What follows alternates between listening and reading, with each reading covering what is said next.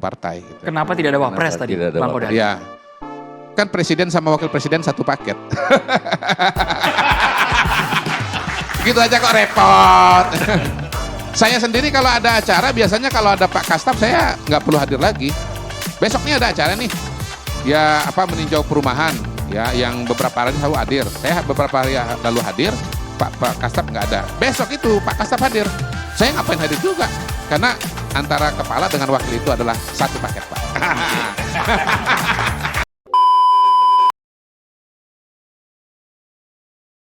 Cuman begini, pertanyaan saya justru ke Pak Askodari.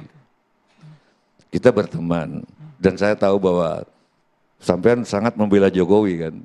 Itu sangat dulu ya. Walaupun sekarang ngebela Prabowo, mungkin karena keberlanjutan ya Prabowo.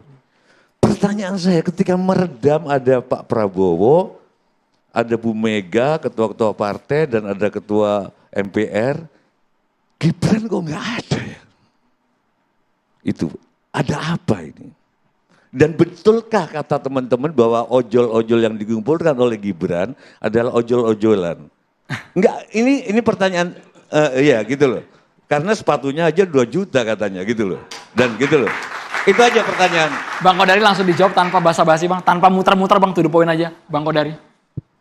Begini, saya nggak hadir ya pada acara di mana presiden bersama dengan ketua-ketua partai tampil pada waktu itu. Tapi saya kira jawabannya itu, bahwa itu adalah forum Pak Prabowo bersama ketua-ketua partai yang berada di parlemen. Sekaligus juga itu jawaban terhadap pertanyaan yang pernah diajukan kepada saya. Kenapa Mas Kaisang tidak ada dalam pertemuan tersebut? Mas Gibran. Sekaligus kan saya udah bilang. Oh sekaligus. Ketua Umum PSI. Ketum PSI. Kenapa Mas Kaisang nggak ada? Karena PSI tidak punya kursi di parlemen, tidak masuk ke parlemen. Jadi itu adalah forum Pak Prabowo bersama dengan ketua-ketua partai yang punya kursi di parlemen. Nah, kenapa kursi di parlemen? Tentunya satu yang terlibat dalam proses pembuatan kebijakan, baik dalam pemerintahan maupun di DPR. Karena wakil-wakil dari partai politik yang ada di DPR itu ketua umumnya adalah mereka-mereka yang berdiri bersama Pak Prabowo. Dan itu juga yang menjelaskan kenapa di situ ada Pak Bahlil, ada Pak Zulhas gitu. Tetapi kok ada Bu Mega juga? Karena memang forumnya bukan forum pemerintah, tetapi forumnya adalah forum yang di mana Pak Prabowo bersama dengan ketua-ketua umum partai. Gitu. Kenapa tidak ada wapres tadi, Bang Kodari? Ya, kan presiden sama wakil presiden satu paket.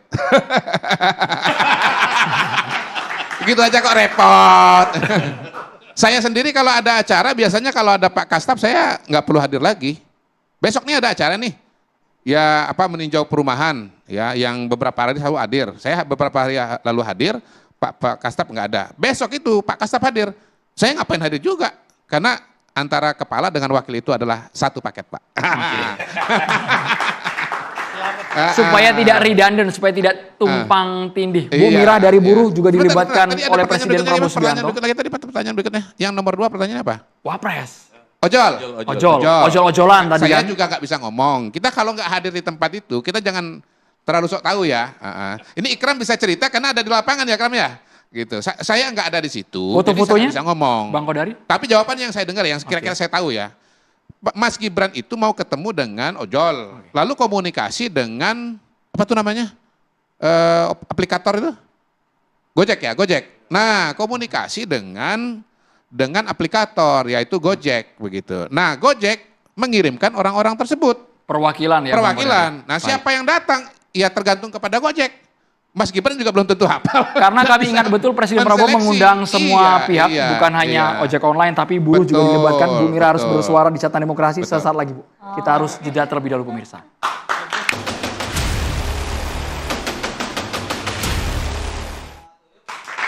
Kita langsung ke Ibu Mira Sumirat, Presiden Aspirasi Perwakilan Serikat Buruh. Kemarin kami yakin betul ketika buruh turun masih kondusif, Bu, sampai sore hari. Tapi saat malam terjadi chaos yang tidak terkendali. Ya, Bu Mira. yang pertama saya menyampaikan duka cita yang mendalam untuk wafatnya, tewasnya 10 orang sipil. Ada dari ojol, mahasiswa, ada yang lulusan dari SMK, ada juga tukang beca, ada staf DPRD. Dan kami berharap tidak ada lagi korban jiwa untuk setelah ini. Lalu yang kedua, kami juga saya mengapresiasi apa yang disampaikan oleh Pak Prabowo. Tapi, tapinya nih, harus segera mungkin Pak Prabowo mengajak elemen yang lain untuk membuat satu kebijakan yang strategis, yang langsung mengena kepada rakyat. Saat ini rakyat kondisinya sedang tidak baik-baik saja. Bisa dibayangkan saat ini rakyat menghadapi satu, lapangan pekerjaan yang sangat sulit. Lalu yang kedua, saat ini kenapa ojol-ojol itu marah? Karena tarifnya, potongan tarif itu besar banget, 30-60%. Dan ini sering demo, tapi realisasinya kan nggak ada. Pemerintah juga bukan seolah-olah tidak bisa turun tangan. Padahal kalau nanti presiden turun tangan, saya yakin presiden bisa turun tangan dan membuat tarif itu menjadi 10%. Seperti yang diimpikan, dicita-citakan oleh para ojol. Lalu yang ketiga, saya berharap ada subsidi listrik nih. Kenapa kemarin kan nggak jadi itu PLN. Nah sampai akhir tahun 2025 ini saya berharap harus ada 1.300 kWh lah. Kemudian yang selanjutnya adalah gini, kalau bicara kesenjangan Bang Kodari, bahwa kesenjangan ini sudah sangat lama dirasakan 10 terakhir yang lalu. Undang-Undang Cipta Kerja Omnibus Law itu bikin sengsara rakyat, hampir semua elemen rakyat disusahkan, disengsarakan. Bagaimana kami di sana untuk naik upah aja sulit.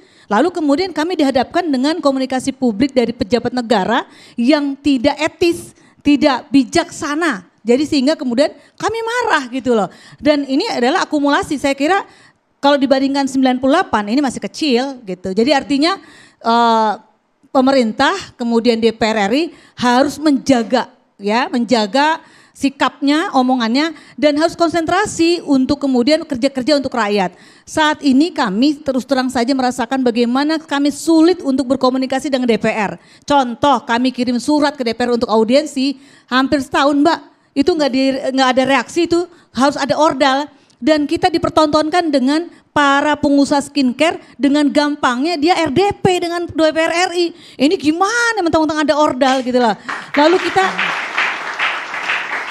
dan kami mengecam lah ya tindakan-tindakan anarkis. Kita bukannya tadi Pak Sutejo menyatakan bahwa itu bukan kerjaan demonstran, itu beda lagi itu. Karena yang kami lakukan selama ini demonstrasi baik-baik aja. Tertib damai. Tertib malah ya, taat aturan gitulah. Tetapi sekali lagi bahwasannya peristiwa hari ini jadikan pelajaran penting bagi siapapun pejabat publik negeri ini, yang bahwa rakyat kemarin kita melihat sama-sama rumah almarhum Afan Kurniawan, bahwa 3 kali 12 meter atau 11 meter diisi 7 orang. Itu adalah cermin kesusahan rakyat Indonesia. Artinya di depan mata loh gedung DPR Jakarta nggak jauh ada orang-orang miskin.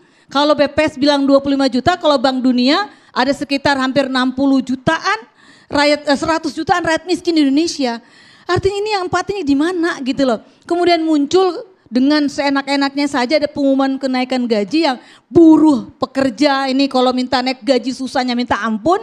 Kemudian harus berurusan dengan pengusaha, lalu dengan ancaman segala pengusaha bahkan akan hengkang dari Indonesia dan sebagainya gitu. Jadi saya kira hari ini rakyat bukan untuk bicara melakukan perlawanan, tapi saya kira aksi hari ini mahasiswa dan rakyat dan juga buruh untuk sama-sama memperjuangkan kebenaran dan keadilan. Demikian. Tapi aksi ini Anda menduga ada memang pihak yang memanfaatkan sehingga banyak perbuatan yang tidak rasional dilakukan mengatasnamakan aksi? Saya setuju sama Mbak Asmi nanti bahwa harus ada dibentuk tim independen supaya tidak ada terjadi tadi Pak Prabowo sampaikan gitu, hanya menduga-duga kan ini masyarakat. Pak Prabowo bilang ini ada dugaan makar, ini ada pihak-pihak mau dompleng. Kita nggak cukup puas di sana, kita butuh bahwasanya bentuk tim independen yang terdiri dari elemen-elemen masyarakat, termasuk Pak Ade Tejo mungkin harus ada sana gitu ya, supaya rakyat percaya gitu loh. Jangan sampai nanti kita seolah-olah gitu ya, ini cuma untuk meredam nih persoalannya nggak bakal bisa selesai, yaitu apa? Kemiskinan dan kesenjangan sosial yang merata.